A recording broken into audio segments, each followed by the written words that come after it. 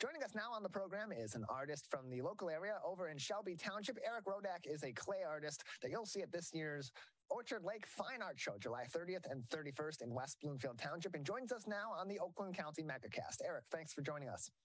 Hi, thank you for having me. Appreciate having you on. So you are a clay artist. What inspired you to go into this form of art and make this really your specialty as an artist? Well, I really like texture. I'm pretty tactile when it comes to what I'm creating. So I was a painter for a long time, and I kind of got burnt out of the medium and wanted something a little more three-dimensional and that you kind of put a little more muscle into when you're working. So I actually graduated from Wayne State University with an exercise science degree, and I had a client that was a clay artist. So as I was talking to him, I was getting pretty burnt out painting, and he said, "Why don't you try out some clay?" And here I am about just over 2 years later. Most everything I do is actually clay now. So what sort of pieces do you make out of clay? A lot of clay artists, they can go from pottery or utensils to sculptures and designs. What do you specialize in? Well, I think most potters start with bowls and coffee mugs, but as the more you graduate into the medium, I've actually started to go off and to just think of any way that ceramic could be used. You know, ceramics are used commercially in all different types of reasons, like brake pads. A lot of clocks are made, ceramic blades are made. So anything you can push to make products out of ceramic. One of the things I've been making recently is garden stakes. I've been putting cones on the end of plant stakes and putting that outside in the garden. So most what I make now still is food safe. So bowls, plates, coffee mugs, travel mugs, things to eat and drink out of. But really any way you're feeling and anything you kind of want to push and take the medium to, you can do. Erik-Rodak.format.com is his website for more information. You can learn more about the Orchard Lake Fine Art Show happening July 30th and July 31st here in West Bloomfield Township on Orchard, just off of Orchard Lake Road on Powers and Daly Road, heading south toward M10 The Lodge. July 30th and 31st by visiting hotworks.org. Hotworks.org for more information and to get tickets to this year's Orchard Lake Fine Art Show. We're joined by clay artist Erik Rodak on the Oakland County Megacast, one of the many artists and entertainers you will see at this year's Orchard Lake Fine Art Show. So Erik, as an artist that specializes in clay materials and clay pieces, what inspires you as you're creating your art to ultimately lay out the foundation for what those final clay pieces are going to be? Oh, so I'm more of the type of artist to fly by the seat of my pants. Really, I don't try not to, but rarely do I use calipers. Rarely do I make things exact. That might be something I graduate into the more that I spend time on the wheel. But as of now, I kind of take the ball of clay, what feels good in my hands. And honestly, I try to dive into the art of letting the ball of clay become what it wants to become. It's not trying to force it. And as you're throwing on the wheel, depending on how stiff the clay is, how soft it is, what type of clay is, what temperature it's going to fire at. A lot of times, you know, it can be easier to work with and push flat so you can get a wider piece. Or if it's really stiff, you might keep it taller and you might get something like a vase. So I try to let it become whatever it wants to. And it gives an element of uniqueness to it, too. It's not so formulaic. It's not so blocky and straightforward as you see in most bowls or most plates or other Exactly. What's the point that, I mean, you might as well buy something made by a machine at that point. If you're going for exactness, that's just how I look at it. If you do want 10 exact matching bowls, then if you're going for exactness, a machine is going to do a better job of that. But it's called small batch. What I do, small batch pottery, which means small batches of unique pieces that kind of go together but are not exact. And you can look at them and usually tell it was made by a person and not a machine. Yeah, whether it's a mug or a vase or some other material that you're making, there is utility to it, but there's also that connection you get with the artist when there are those little flaws in it or those little unique properties that don't necessarily take away from the utility or from the artistic value of these pieces. They really just add that connection, and that the value there is in there isn't going to be another mug that's like this mug. There's not going to be another vase that's like this vase.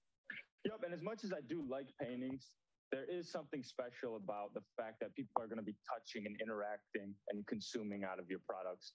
Not only, like you said, do they serve an aesthetic purpose, but they also actually have a real function. And people like you fall in love with a painting that you really love to look at, but you can fall really in love with a mug that you love to look at, and then you're actually making contact with every morning. So, do you believe that relationship that art lovers have, or art buyers have, with your clay pieces is enhanced through the art show experience, because they're able to form that connection not only with the piece that they're purchasing, but with the person behind it also? How does that dynamic impact your art and hopefully impact hopefully impact the relationship that the art buyer has with those pieces that you make? Yeah, that's a great question, and that's something you really get to experience firsthand when you try to go to do these shows. And as much as art is always going to be better in person. Nothing is going to beat the in-person experience of seeing the art. But even something like trying to sell a painting, you might even have a little bit better time conveying the actual art through a screen if it's a painting. But like I said, it's always better to see art in person. It's kind of like that on steroids with pottery, because you're not only seeing it in person, you're feeling it. Your brain is feeling the weight of it. You know, you can't feel the weight of a mug when you're looking at a picture of it online. So you really get to interact all of your senses with it. And I think that's what art is supposed to do, really. Art is anything that really appeals to the senses in any ways. I mean, it's so subjective. There's so many definitions, right? But when you think about it, anything that you really love hearing, any food that's really good, smells really good, anything that's super aesthetic, you know, anything that feels really well, those things could be considered art in their own right. So we're joined by Erik Rodak. He is a pottery artist that will be at this year's Orchard Lake Fine Art Show. Erik Rodak is his name, and you can find more information on his art by visiting erik-rodak.format.com. That's ERIK-RODAK.format.com for more information, or by visiting the Orchard Lake Fine Art Show's website at hotworks.org to learn more about Erik and all the other artists and entertainers and more. That will be this year's Orchard Lake Fine Art Show, July 30th and 31st on Powers and Daly Road, just off of Orchard Lake Road, heading south toward the Lodge in West Bloomfield Township. You can purchase tickets right now for that show that begins on July 30th and runs both Saturday and Sunday. July 30th, 10 to 6. July 31st, Sunday, 10 a.m. until 5 p.m. hotworks.org for more information. And so I ask all these artists all the time that we've had on for this art show or other art shows that are going to be in the local area this summer to take us through their creative process. But there's no better way to do that than having you right now sitting behind your clay wheel. Would you be able to give us a demonstration of how you work on some of those pieces? Definitely. So I think you can kind of see in the video, I have a table right here, which is actually really useful. And I poured plaster in it. Plaster is actually a very microporous material, so it's good for like wedging and compressing clay together on it. Or if you have wet clay you want to dry out, plaster is a really good substance that potters use to pull the moisture out of clay. So I have some prepared here so I don't have to sit here and wedge it. I'll usually press it and wedge it into sort of a cone like this. And then I'll kind of be quiet and focus a little bit, but I'll just throw this into maybe a kind of larger bowl dish type of shape. So the first thing is you have to wet, maybe I'll talk through it a little bit. So you have to wet down the surface of the wheel head just a little bit to get this clay stuck on there. So some of the producers were asking me how long this was going to take. Once you get pretty good at this, even a piece of clay this size, which is probably 4 or 5 pounds of clay, as you'll see, it can actually, something like a bowl especially too, it can start taking its shape actually pretty quickly. Within a couple minutes, it can be a pretty large piece. So the first thing you do is kind of compress the clay onto this wheel head. And what you want to do to compress that, it's called coning up and coning down. So I'm going to squeeze everything together, cone this clay up and kind of stretch the clay platelets out, and then push it back down into a ball on the wheel. So you just kind of squeeze together here. Make sure it's all compressed. Now this is a pretty big piece, relatively. Everything is relative, but I'll cone it up one more time here. And then I'll cone it down and push, push, push, push. CivicCenterTV.com/Megacast. If you're listening on the radio to see this on demand, it'll be up sometime mid to late afternoon today at CivicCenterTV.com/Megacast. Yeah, for the radio listeners too, I'll actually try to talk through a couple things more here, so there's not dead air, but I'm compressing this into kind of like a pancake shape on the wheel here, and you want to get any air bubbles or anything extra out of this clay. And like I said, it kind of depends what you're making, what shape you get here on the wheel when you first start. If I'm making a larger bowl, I'm going to compress this out into a pancake shape. But if I was making a vase, it might be more like a cylinder, right? So since I'm going for a larger bowl, I have it all compressed. I have it in the shape I want, and I'm going to open it up in the middle and pull the clay out here. And I'm kind of moving fast. For those people on the radio, I might slow it down a little bit and kind of take my time a little more, but for the sake of this, I mean, sometimes too, I'll want to get stuff, bust stuff out, and I'll just be moving. But with a larger bowl like this, maybe usually I'd go a little bit slower. And as you'll see, once you have this much clay, the centrifugal force of the wheel, once you have a bigger piece, if you're spinning too fast, just that centrifugal force by itself will flop, will take your bowl out of control. So usually this speed right here kind of slowed down. Once I start to pull these walls up, I'm going to slow it down a little bit and press my inside finger out and my outside fingers just underneath that.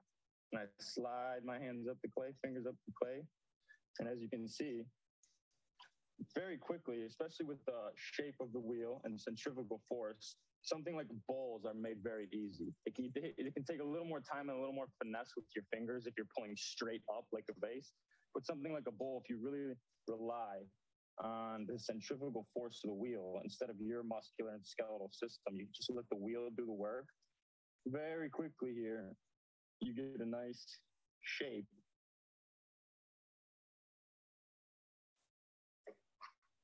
That has been a really quick process to get that to take its shape. How long so as you see, does it usually take this quickly? In a couple minutes. Yeah. I mean, like I said, when I'm not like trying to show off for the cameras here, maybe it'll take 4 or 5 minutes. But if I really want to do one kind of quick, it'll take 2 or 3 minutes. Okay. And once you get it to sort of this kind of shape, you just clean it up a little bit with the rib. And I won't mess with this one too much longer. The thing is you could sit here and mess with it for days or alter it or this or that. But once I got a basic shape that I want, I'll trim a foot ring on it. I'll just clean up the rim here a little bit. You take a needle tool, like a sewing needle almost on the end of a wooden stick. And this is always a pretty cool part. You cut this rim right off. So you got a clean rim on the top. Wet down this rim a little bit here. And then, this is pretty much it. Last little step, take a little cloth or something, clean your rim up. And just within a couple minutes, there's a lot more steps to the process, but within a couple minutes, as you see, if I really sat here for 4 or 5 hours, I could fill this spot. I could fill this whole space right here with bats. And, one thing too, when I first started, I didn't know how people got this stuff on and off the wheel. Like, how do I take this piece of wet clay now and put it somewhere? So the first thing you do is you take a very thin wire, you spin, and you just cut underneath the wheel. So if you imagine, so now this is not stuck to the bat. It's not stuck to the wheel head anymore. Okay. But with a piece like this, you can't really move with your hands. So there's 2 pinholes and there's a circular piece of plastic on the wheel head now. And now you'll just release from here and you'll take this piece of plastic off and there's your bowl right there. And I'll just put that in the wet box behind me. And I'll keep it moving. Or when I get to this point, just depending on how I feel, maybe I want a clean, nice shape, or I want to start altering the rims here. And then you just spin it right on the wheel head like this. Pick out 3 places, alter. Pick out 3 places. And the third one, boom, alter.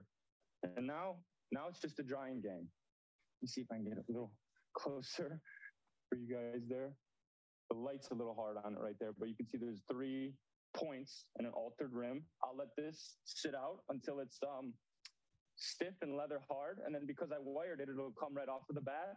And I have a second wheel here. You flip it over once it's stiff. And then you take, your trimming tools just like this, and you refine it into the shape you want. And then it's drying. After that, it's just drying until all of the moisture is completely out of it. Once it's completely bone dry, then you can fire it, glaze it, and refire it, and you'll have a finished piece. But as you can see, like I said, the producers before the show were asking, like, is this going to take 20, 25, 30 minutes? once you get moving, it takes 2 or 3 minutes, even for a large piece. Yeah, just like that, you see the process that Erik goes through to make these bowls. We're joined by Erik Rodak on the Oakland County Megacast, a clay artist from Shelby Township that you'll see in West Bloomfield, July 30th and 31st at the Orchard Lake Fine Art Show. Erik, just another couple minutes with you before we'll need to say goodbye. Sure. Anything else that our viewers should be considering as they're getting ready to see you and others at the Orchard Lake? Other things important to your art that we haven't discussed yet today? I would just like to say I have a great wheel throwing videos. I take a ton of wheel throwing videos, and I'm even starting to try to get into the place where I take some more instructional wheel throwing videos. How to center a piece of clay, what clay wheel to get, how to fire a kiln, how to stack a kiln. Because what I've learned is every individual part of the process is a different art by itself. Like learning how to glaze is an art, and then learning how to fire is an art. Learning how to wheel throw is an art, and then learning how to trim. They're all separate skills. So I'd like to start making small videos. I take a ton of wheel throwing videos right now. I post on Instagram and Facebook. If you guys are on social medias, I'm on a lot of them, but most of the videos I start posting through Instagram, TikTok, stuff like that. So if you're looking for more wheel throwing videos just for aesthetics, or if you need some advice, please reach right out to me, DM me. Excuse me. The last 2 years, I've really spent 10, 12 hours a day on this wheel, and I've really learned a ton about just every little intricate part of how your fingers need to be in this and that. So I know how much of a struggle when you first start on this wheel can be. People get so discouraged so quickly because it's moving. It's like road rage or something. The movement of the wheel throws people off, and then they get hysterical over it.